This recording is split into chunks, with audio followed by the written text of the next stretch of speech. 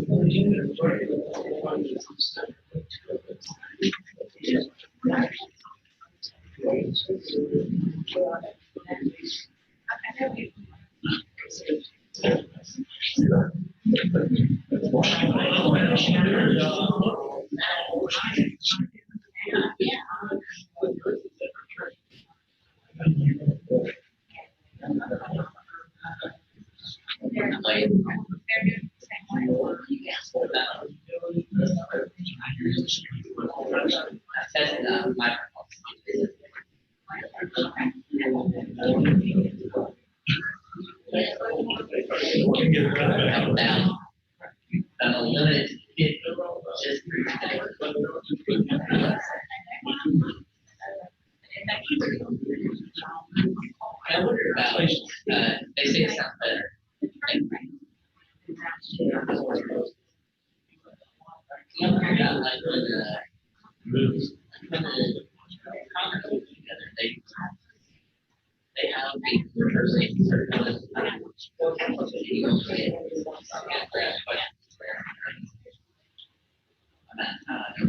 more time.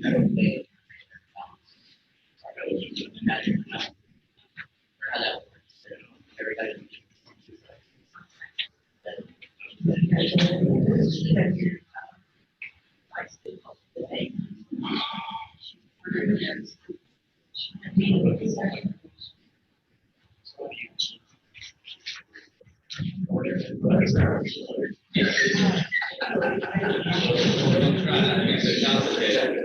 are you ready?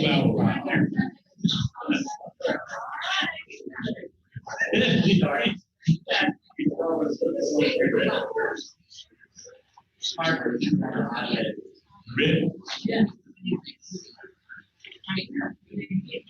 Some folks were getting this year. Oh, yeah.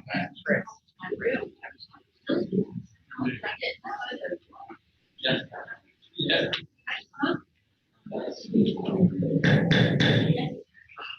Good evening, trustees, superintendent, and all administrative staff here.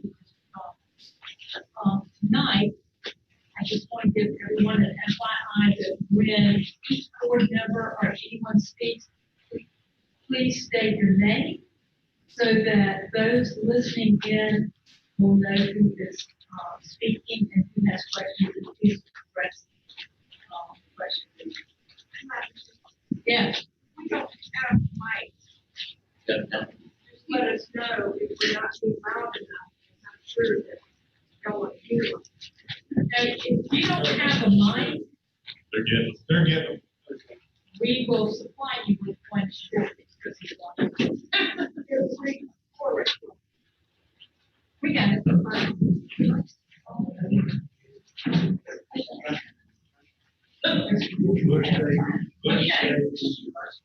O'Connor. Right.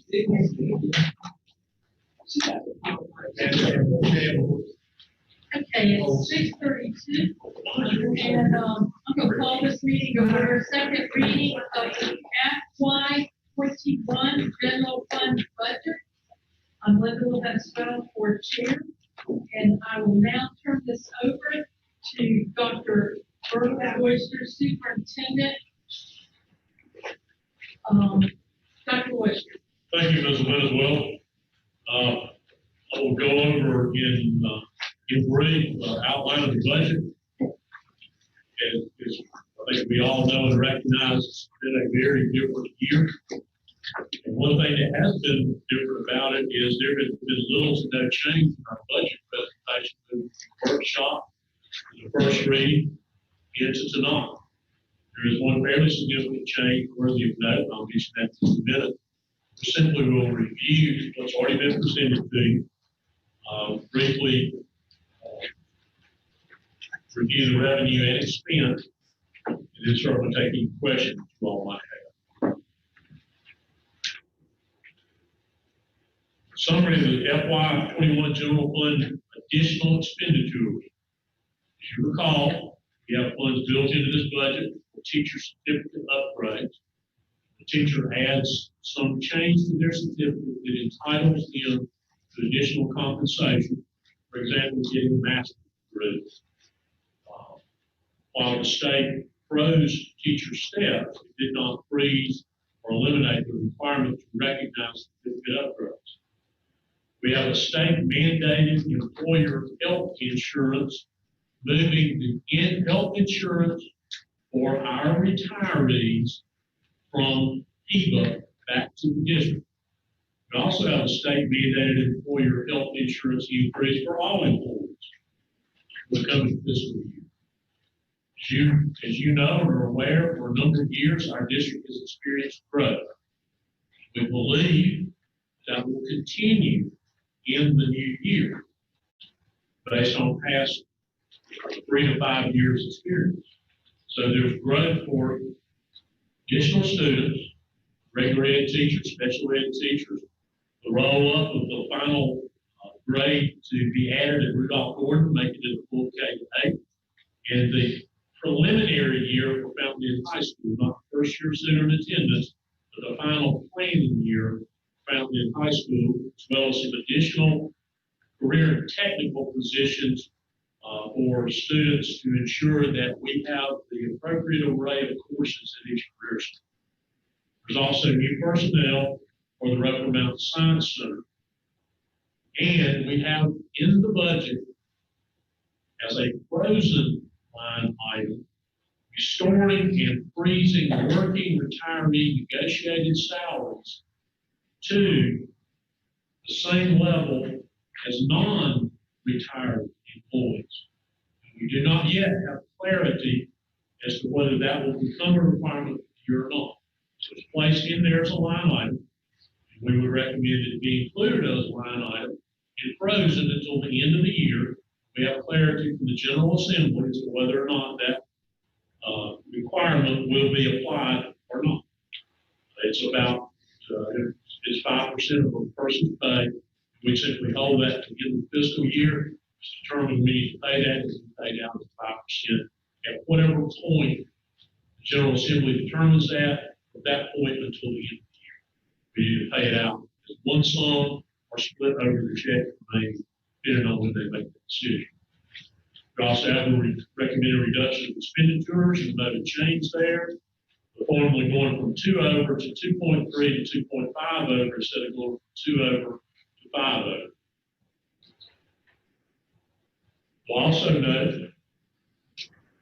we have placed in the information a list of allocation holds or freezes.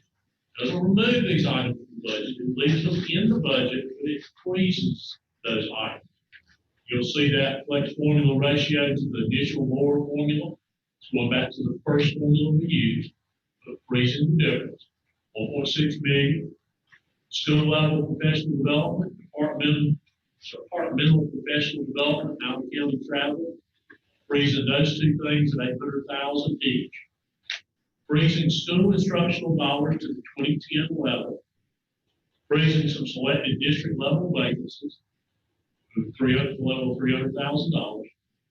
Then the item I mentioned earlier, which is restore the working retirees negotiated salaries, 1.1 million, and the Roper Mountain new building instructional personnel, 200,000. Total of 5.6 in frozen holds. If you look at the last slide that we have, we'll pass it to revenue and spend. You'll see our backstop or reduction. Now, the Board of Economic Advisors met on Thursday, and they've issued their report of that meeting. We also had the opportunity to meet with Frank Greenwater, their director, last week. They believe, and he expresses belief as well, that there would be few, if any, mid-year cuts. He ruled it out completely. He was a little more positive about the view of mid-year cuts. He expressed the same concern that we've expressed now repeatedly in these budget presentations. He shared that with us, and I believe they shared that in their report on Thursday. Great concern about the following fiscal year. Not the coming fiscal year, but the following fiscal year, being the FY22, and how slowly the economy might rebound, and what the level of revenue may be for FY22 when they have exhausted all of the revenue they had in excess of expense in FY24. There is still a great concern on their part and on our part about what could happen in FY22. While they don't anticipate, I think the word that he used and the Bureau and the Board of Economic Advisors used was they didn't anticipate significant mid-year reductions. Ruled out completely, but they did not anticipate significant. Our concern is, more pointedly, the school district perspective. There is still great uncertainty in the community as to the direction of the coronavirus and its implication on everything opening up as if there were no concern with it.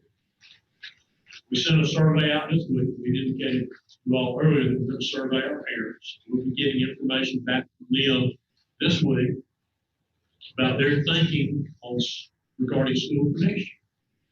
We're probably most likely going to survey them again toward the end of July, the third or fourth week of July, to gauge the pulse at that time. Right now, if we look over the last several days, the number of cases identified in South Carolina has increased dramatically. So how might this affect our student enrollment for next year? Might we have parents who choose to move their students perhaps to virtual charter schools? So how many students might we lose?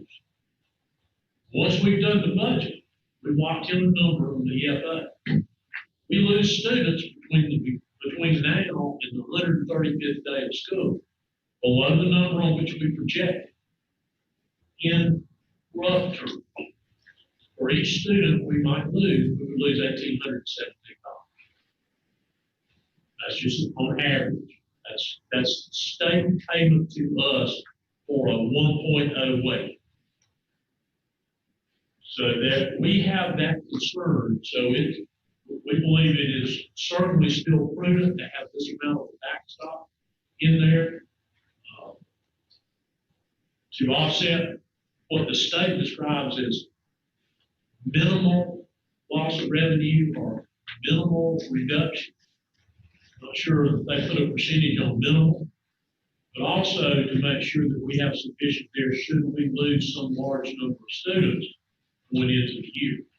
That's the reason we still recommend to you that we have that $55 million backstop in what we're doing. And what you will also see when they discuss the revenue, we've identified a project that we can place on hold that was funded in general fund balance as part of security enhancement. Push that out to year 4 or 5.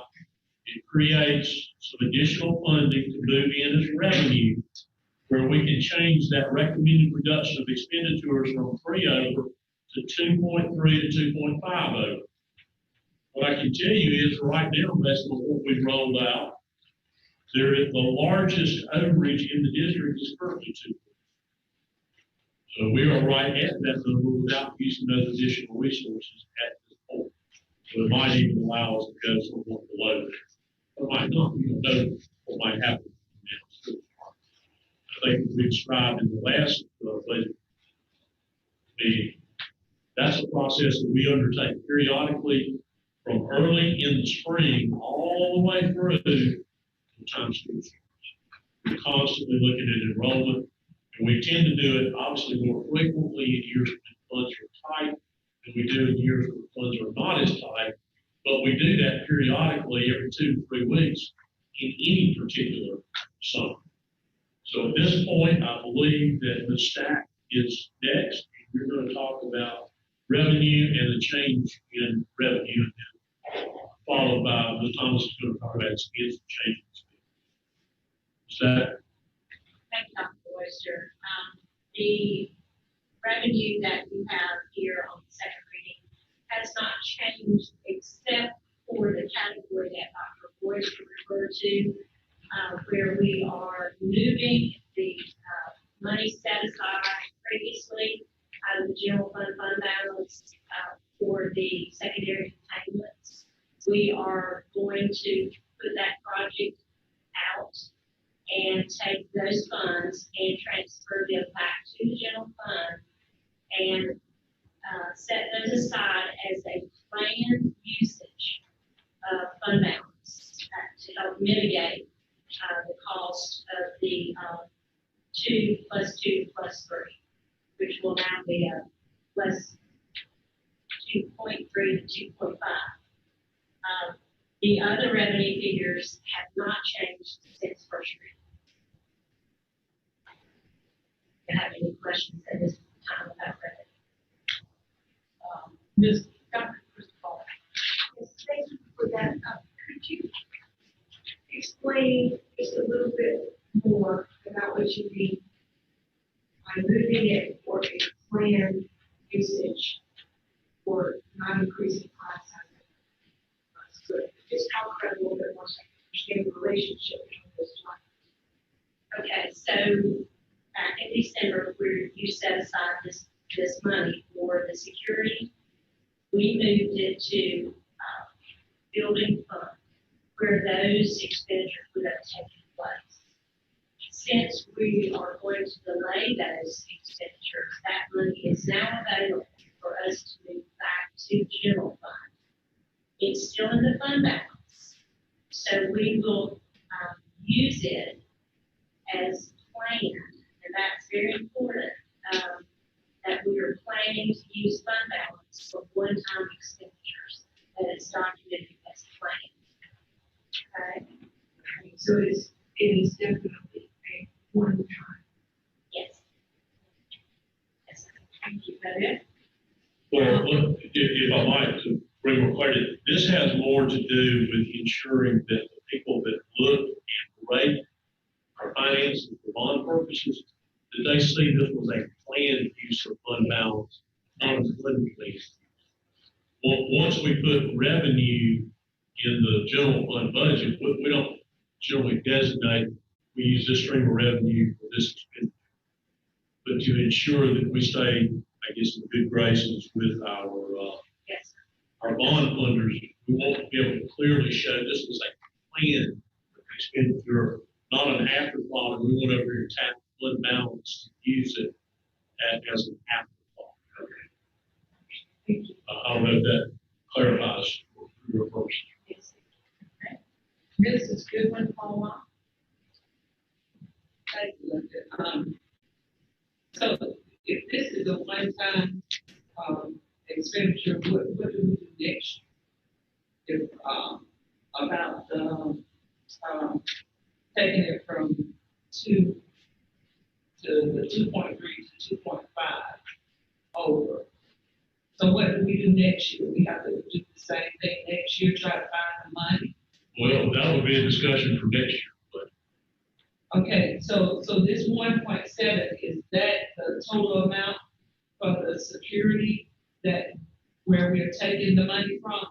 That's the total amount right there, that's 1.7? that's the total amount for that particular project in the security work.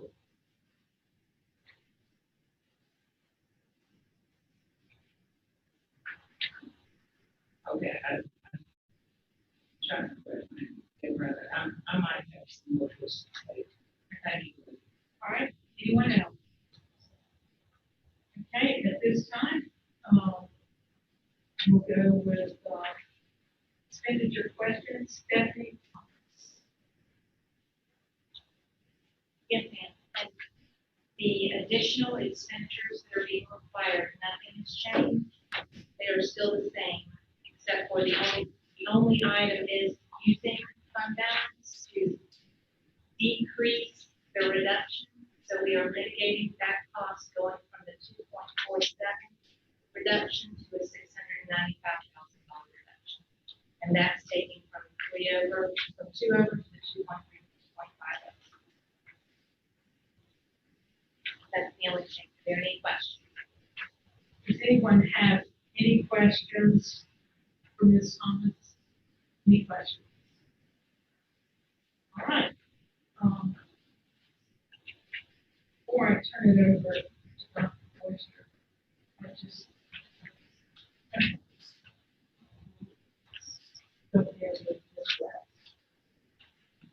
And so I want to,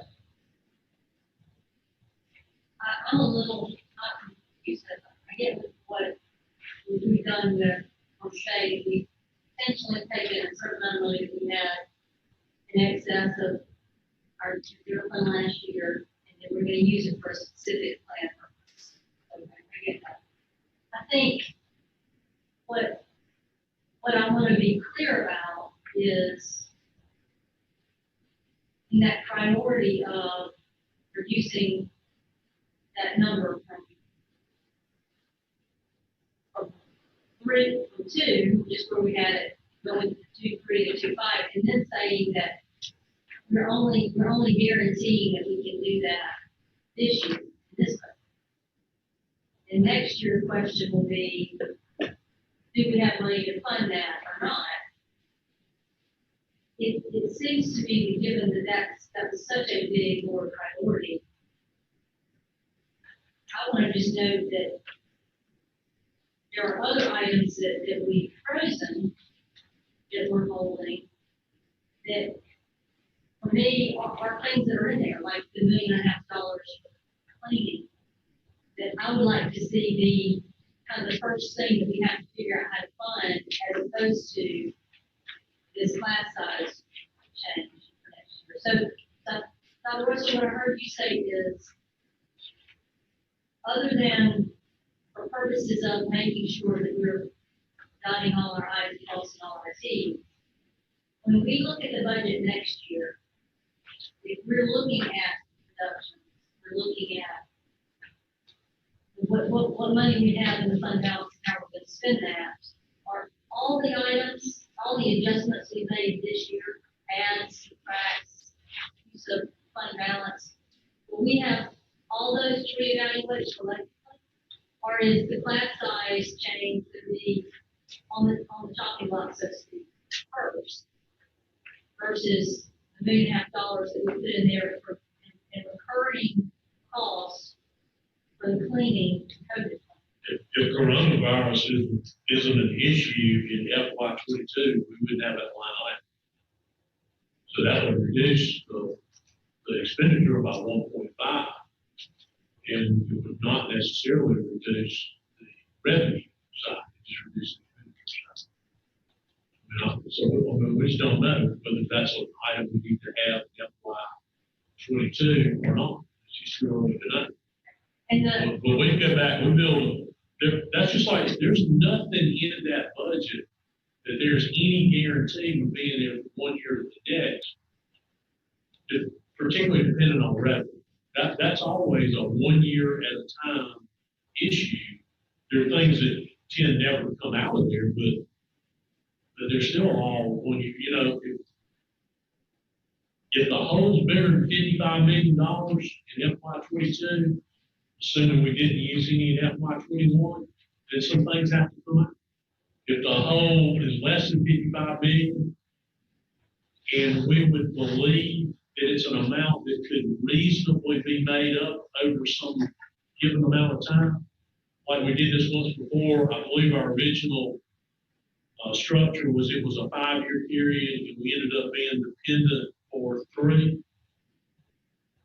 Well, when we used fund balance to balance the budget, the original plan was FY 12, FY 16. okay, so 4 years, and we ended up reducing our dependence by a year or more. And we also never used the amount each year that we had set aside. But if you, let's say it was the whole was 45 million, and if you use 45 of that 55, and we didn't see it coming up rapidly, then again, all these are kind of looking into the future. It would probably be unwise to say to you, we need to cover the whole 45 million and realize we only got 10 left to deal with next year, when it doesn't appear we're coming out of the hole very quick. Well, I guess what I want to be clear on is whether it represents a prioritized order, if you will, or importance in what should stay in the budget or what should be in the budget for next year. So it's me that. For FY 22 or FY 21? FY 22. Because typically what happens here, we establish every year, we find a priority and we add money to the budget for something. And if it's something like when we bought Naviance, right, we paid for that at fund balance for 5 years. After 5 years, we had to decide, do we pay for that or not? There were other software purchases that we made that we just added to the general fund. So we never had to come back and have a conversation about, are we gonna put this back, are we gonna pay for this other general fund budget? So it seems that things that we've frozen have a higher priority in terms of the strategic nature of trying to keep something in the budget, as opposed to that class thing which was cut. So Perhaps this will answer this, and we'll put all this back and work from where we put it back. Now, that doesn't mean that we won't come back in here for FY 22 and say these things need to come out. We won't assume that it's already come out and we'll go back. Does that answer your question? Good. Oh, you got that. Good one. So help me on the CARES Act funding that we have. We set aside, that's 17.6. So what's the mandate? What are the limits on what we can or what we will spend that on? Because right now what are we using that money? Well, here's what we're working on right now. We know that there are 12 things on which it can be spent. The 12th one is to ensure continuity of the district's operations. So we know at the end of the day, if it's still sitting there and we have $17.6 million shortfall in FY 21, we could plug it into that shortfall. And you use it all up to plug that hole, just like you're using fund balance. What we're trying to do right now is identify $17.6 million in things that we have already spent because of the COVID coronavirus issue, so that we can file for reimbursement, and then that money would come back into your fund balance, which would give you unfettered use of the money. And so we're working on that. To give you an example, we have employees that we pay, but they didn't have to work an hour for every hour they were paid. That represents a loss to the district of a certain amount, several $1 million. So it's our intent to take that as well as other things we can identify and file for those general fund expenses we've already incurred. That money's already out the door. File for reimbursement for those expenses, and then that money would go in your fund balance, so it would add to that $15 million line item there instead of the 17. The 17.6 is something we have to file or file. We can either file for it, or we can simply hold it in anticipation that we'll have a revenue shortfall. We believe as much of it as we can file for now and convert to cash, which would go to your fund balance. We're going to use it for some other purpose, go directly to your fund balance. That's the better position for the district. And I believe we're up to north of $7 million now. Yes, sir. Okay. And then similarly, as we move forward, is there Is there potentially additional disaster funding beyond the CARES Act? We believe there are some things that we did that if we don't claim them under the CARES Act, we can claim them under a FEMA reimbursement. But those are fairly narrow. We want to make sure we don't claim it one place, we can claim it the other. We won't be able to claim both, not the same extent both places, but maximize the ability to claim. So yes, well, but that sometimes, I was trying to remember the last time we did that was, it was a long time ago. I guess it was 2005, 6, and it took 18 months to 2 years for us to get our money. When we filed under, that was a high school, and we ended up getting back several $100,000. But it wasn't even in the following fiscal year. It was into the next fiscal year we got it back. But yes, we're trying to maximize the claims under each area under which we. Thank you, Ms. Wells. This is Goodwin Colorado.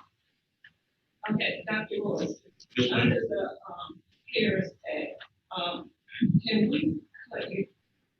we claim anything about broadband for the kids, that do not have access to internet because of the e-learning?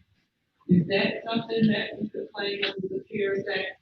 That would be something that we could apply and have funded under the CARES Act. But we don't really have any related expenses that we can file to get reimbursement. That's the reason our strategy here, we're trying to file for those things that if we can get you to 100% reimbursement, then you can utilize that fund balance money in whatever way you believe is best for the district. So we have no restrictions on it. So we're trying to file for it in the most restricted way we can file to maximize the amount we can get back as reimbursement for things we've already spent, so it can be used down the road for whatever you wish to use it. It becomes just like that general fund balance. Okay, now, I think that I understand, of the reduction of expenditures on the 2 going to 2.3 to 2.5. Yes, sir. Somebody might not understand that, you can't have 0.3 over person or 0.5 over person. Can you understand? Yes, we round down, we round up. Can you explain that, please? All right, for example, if you were sitting at 2.3, and you had, 7 classes or 8 sections, well, we might not add anybody. If you got 3 sections, you probably going to add somebody. Does that make sense? In other words, if you got more places to disperse a student or students to move in, we'd be less inclined to add. You got fewer places, we'd be more inclined to add. We also, when that group sits around the table, one of the questions is asked is, all right, in the last 3 to 5 years, has that school generally increased in enrollment, approaching the beginning of school, or has it generally decreased, or has it generally stayed the same?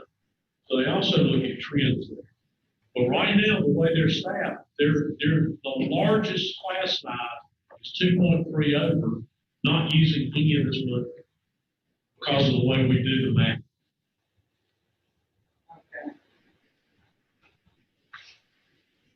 Okay. Yes. Mr. Lewis? Okay, I just have a couple of questions. One question about the items that you frozen, which I understand and appreciate the foresight of holding this. The 5.6 million includes things that are actually in our budgets that we aren't planning on spending today, but we might spend in the future. Yes. Is that right? Yes. When you go back to like the flex spending for the schools, the flex formula ratios, like at what point in the year do you anticipate having the opportunity to unfreeze? Are these being frozen Do you anticipate now them being frozen for the year, or? For right now, they're frozen. We continue to watch revenue and expense for the course of the year. We would anticipate unfreezing any of these, without coming back to the board about it. Now, for example, in that selected district level vacancies, we might have another one come open, and we might say, well, we'd be better served to go back and fill one of these we included, but switch it out for the 300,000 doesn't change. Right. But if we start digging into that, we'll come back. Well, most of those, unless there was some, not like the Roper Mountain, if everything were going really well toward the end of the year, we might want to put that instructional personnel. Most of the other stuff, we're probably not going to unfreeze. It's just probably not likely. It's just too uncertain. But we would come back to you all and say, well, look, maybe we identify, knowing that we've got other professional development funds, generally speaking, they're in very narrow defined, this is what you got to spend it on. But I don't know, maybe we got into the spring and found out, well, we've had to do a lot of e-learning, and we really need to conduct some additional training in June. And so we recommend unfreezing $100,000. It would might likely be some stuff like that, but kind of frozen tends to stay. So I think as far as the flex formula ratio, the answer is probably it will not be unfrozen this year. I think, Doc, generally speaking, they use most of that on hourly people. Now, maybe if there's some, we also froze the instructional dollars to the tune of 800,000. Maybe if we see schools are struggling with that, we might come back and say, well, let's unfreeze 100,000. But I don't think it's likely. It's just too uncertain right now. So my answers are kind of based on when we've done this in the past. And then we'll freeze some, we may also freeze some things that don't appear on this list. We might freeze a couple more positions and say, no, we can live without that. That don't appear on the list. If we find something else, we might take the initiative to do that. We much more closely scrutinize expense, though we're always trying to ensure that we're being good stewards of what we have. The other question I have is about the 1817, about the general average per pupil expenses for the district. So I know the district's doing surveys now. Our family surveys that take the kids as quickly as you can get them back to school for long. But we anticipate that some families are saying the opposite. I'm not sure I want my child to go back to school. So help me understand, at what point would that child not be receiving 1817 in the district? If a parent opts for keeping their kid at home, can they keep their kid at home and still remain enrolled in high schools?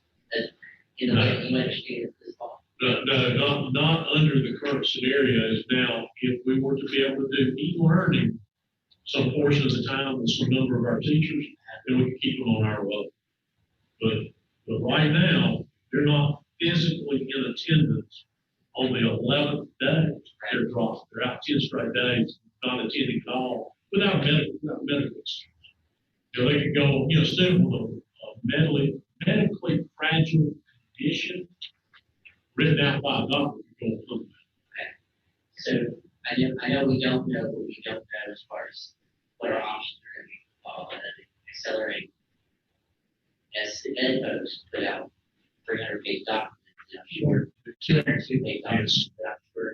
We're trying to wade through that. Summarize it, but do you envision in the fall an opportunity for e-learning for any families that choose not to send their kids to school?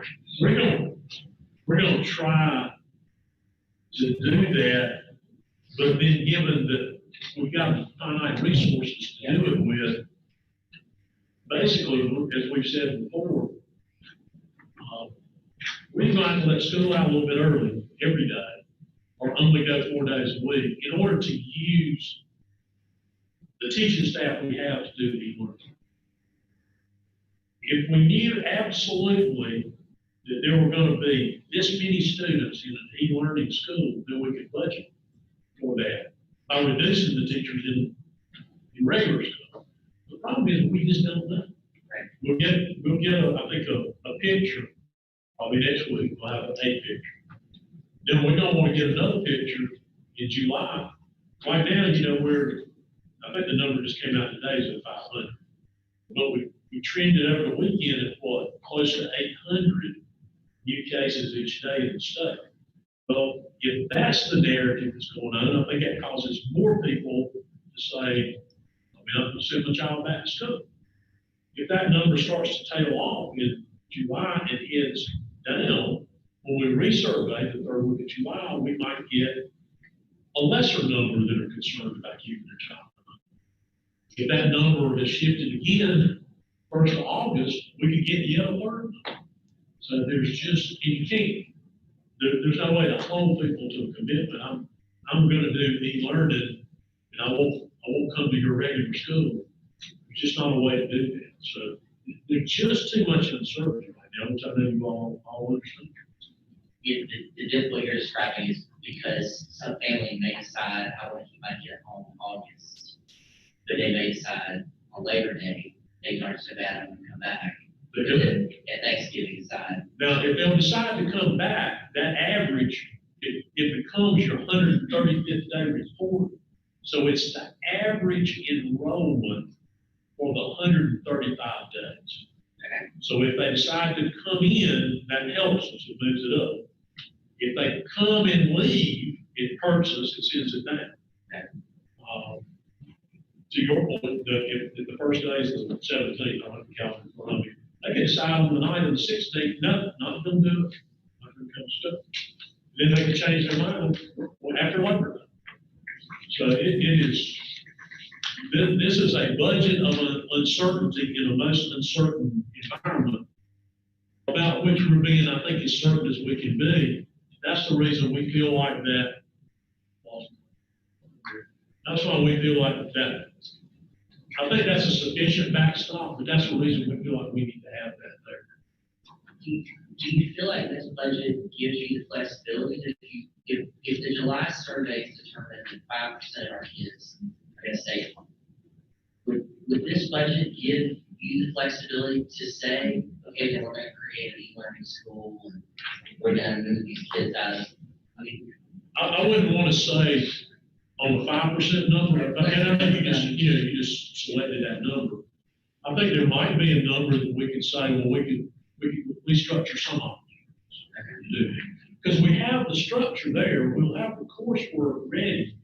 So yes, we might be able to pull, well, I'm going to make it three first grade teachers, 3 second grade teachers, 3 third grade, 3 fourth grade, 3 fifth grade, and set up a little mini virtual school for the whole district. We might do that. And those are the kind of things we'll try to closely monitor over the summer to see if it's possible to do that. And of course, at the high school, real easy to do.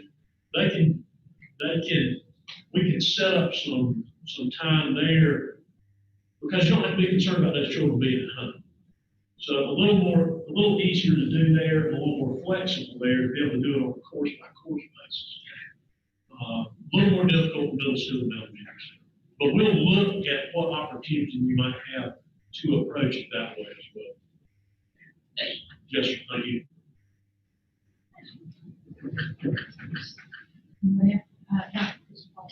Yes, Dr. Webster, I just want to read this request for the record, if I might.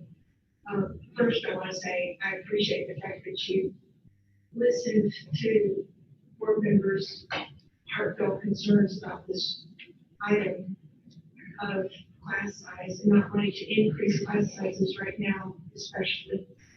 But I would just make this for record. In order to meet the critical board, community, and district priority of lowering class sizes as expressed in the strategic education plan, I would ask that you make every effort to restore full recurring funding by adding back $695,000 so that grade level teachers can get relief when their classrooms reach 2 over the recommended class size rather than 2.3 to 2.5. Thank you. Well, And I understand that that is not a motion for this budget tonight, but I'm putting it in the record to say I am hopeful that the goodwill of that request will be top of mind next year when you bring back the budget. That's the reason we're putting it in this way. so certainly we'll take that event. Thank you. Mr. Stanley, That's okay, I'll do. anyone else like to just, Dr. Oyster, in this challenging budget year, I believe it is important as trustees that our own expenditures reflect similarity with the recommendation for FY 21 professional development and travel from the administration. According to the information provided us, the recommended freezing of staff development and travel represents about 30% of the total amount available from all sources for that purpose. I, along with our board members, because this went out, that we all are in agreement, would propose that we limit effectively freezing a similar percentage of the board development travel funds in our board budget line item, given the likelihood that virtual options will be available for continuing advocacy and engagement for at least one of the yearly conference events.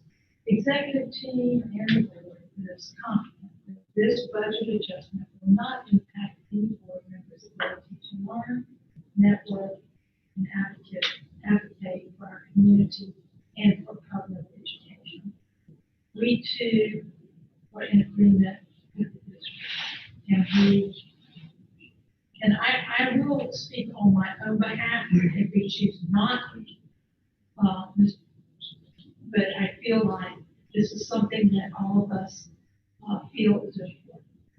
If I'm speaking out of line, please let me know, and I will address, yes.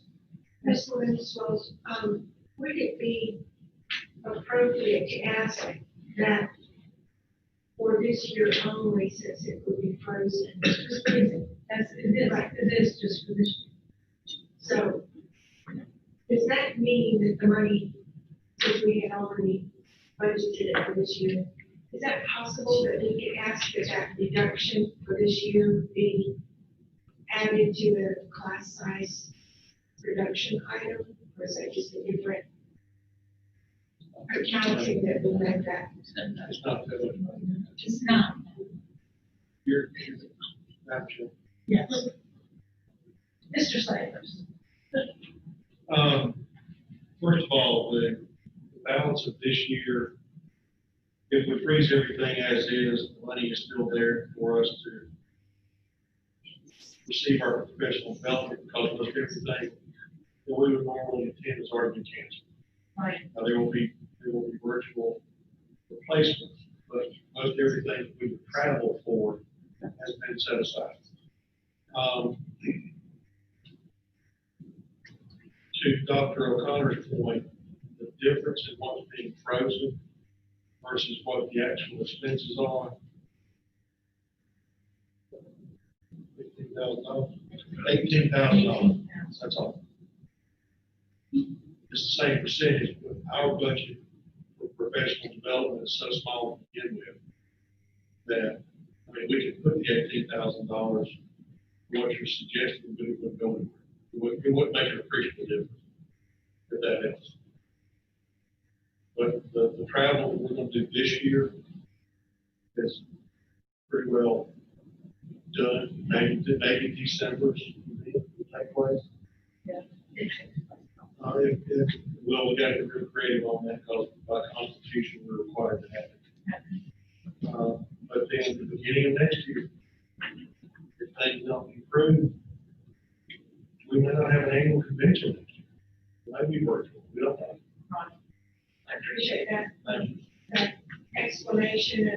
understand that it was a very small amount, I would just feel better if I asked the superintendent to respond to whether or not, you know, what could that buy if it's one overcrowded classroom?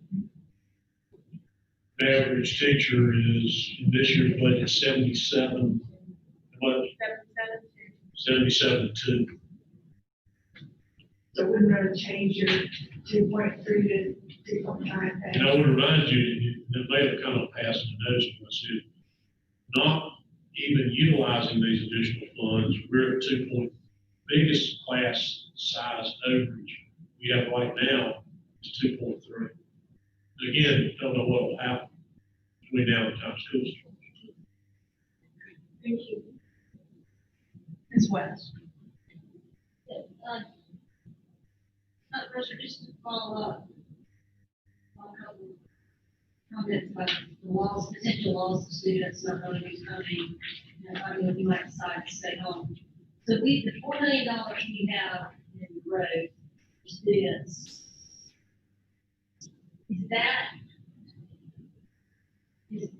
that align with something that would allow us to sort of buffer against having students that chose to go to say virtual school or some other option?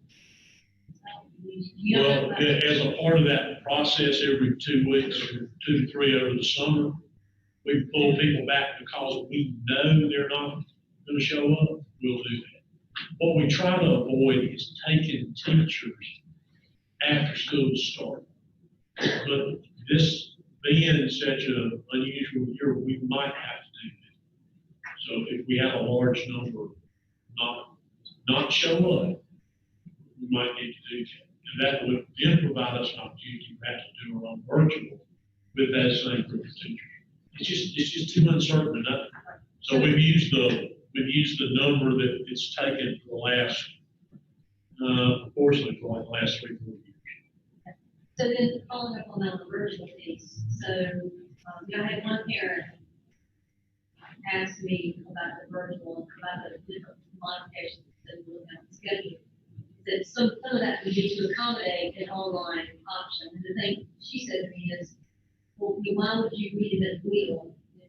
If people can go to state, if they can do state virtual school, why would you need to create another mechanism for that? So does the state, is there within the virtual schools that the state has approved, how much capacity do they have to take on new students? So that maybe that would be the best option for us to kind of direct people. If they're not comfortable coming back to go to the state virtual. Jeff, do you have any idea? When you say the state versus school, are you talking about the public? State of Purdue, yeah, state of Purdue. Or no, The ones that are now chartered through the- There's two kinds. There is the state's virtual school, and there are charter schools that do all their instruction virtually. The state has, 3 deadlines, you have to apply and be accepted for those 3. The charters you can move anytime you want to, just like they move back and forth now, between us and them, but I don't know their capacity. Well, the state public virtual school is only really high school. They don't have courses that go down to elementary and middle. So the only options really for elementary and middle are the state virtual charters. And do you have any idea what kind of capacity they have? The capacity from this, I know from folks who work there and administrate there, they just ramp up based on, some, they don't have physical building. So as their enrollment increases, they hire more teachers to teach in those schools. So I don't know that there is an enrollment cap. Their charter should limit their number. But I don't know what those numbers, I don't know what their charter number says. And I don't know how quickly the state would react to upping that number and how that plays into the state funding, because that 1810 that we lose, they don't get near that much. They get far more than that from the state. That doesn't nearly approach what they get from the state to fund. Okay. Well, and what I told her was, in general, we feel like the quality of what we can provide, even if local virtual option, is far beyond what our community would get out of a virtual Or public. And after the experience we had in the spring, I think we're now far better. We do a much more rigorous job than we did in the spring. Because now we know what we can do and can't do, and we know how well people can connect to it, which we didn't know that we actually did. Well, I appreciate the work that you guys did in the budget and what you got, Congress for listening and really trying to help us find a way to continue to prioritize what the board had put in the strategic ed plan, really keeping an eye on moving the ball forward, even in these trying times. So I would like to I'd like to move to approve the second reading of the general fund budget. Is there a second? Second by Ms. Grayson. Any questions? All in favor? Dr. Chris Ball. Yeah, I want to say something. Mr. Meek? Madam Chairman, just want to make sure that the motion will approve the budget, or if we have to have a third reading. I didn't look exactly what our policy says. If you don't put the whole third reading into the second. That's correct. It can be approved beginning with the second. Okay, thanks.